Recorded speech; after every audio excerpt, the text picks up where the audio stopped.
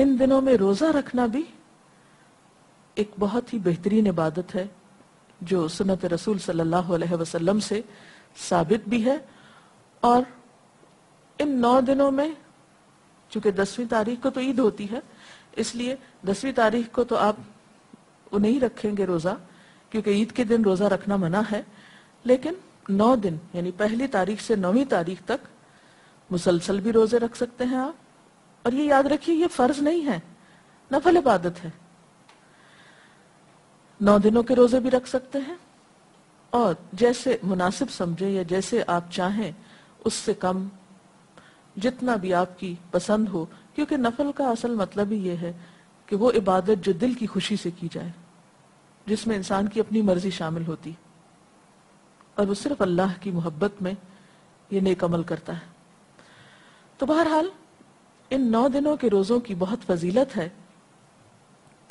اور خصوصاً 9ویں تاریخ کے روزے کی، یعنی 9 ذی الحج کی، جس روز حج ہوتا ہے، جب حاجی عرفات میں ہوتے ہیں. تو جو لوگ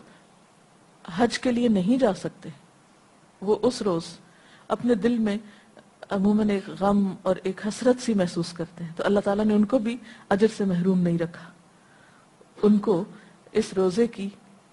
ایک رعایت بخشی گئی کہ اس دن وہ روزہ رکھ کر اپنے آپ کو اللہ کے قریب کر سکتے ہیں. اس روزے کے بارے میں صحیح مسلم کی روایت ہے کہ نبی صلی اللہ علیہ وسلم نے فرمایا، یہ روزہ گزشتہ سال اور آئندہ سال کے گناہوں کا کفارہ کرتا ہے، یعنی 2 سال کے گناہوں کی معافی کا وعدہ ہے. اس کے علاوہ ایک اور روایت میں آتا ہے حنیدہ بن خالد اپنی بیوی سے، اور وہ رسول اللہ صلی اللہ علیہ وسلم کی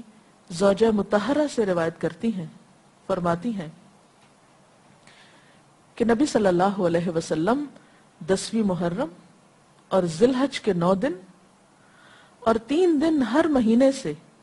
اس طرح کہ پہلی پیر اور 2 جمعرات روزہ رکھتے تھے. تو یہ بھی سنت آپ فالو کر سکتے ہیں،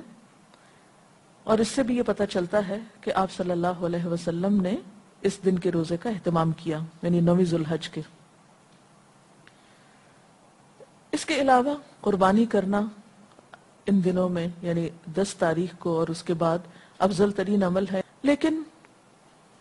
ان سب پر بھاری اور اصل عمل ان دنوں کا حج ہے. جب حاجی مناسک حج ادا کرتے ہیں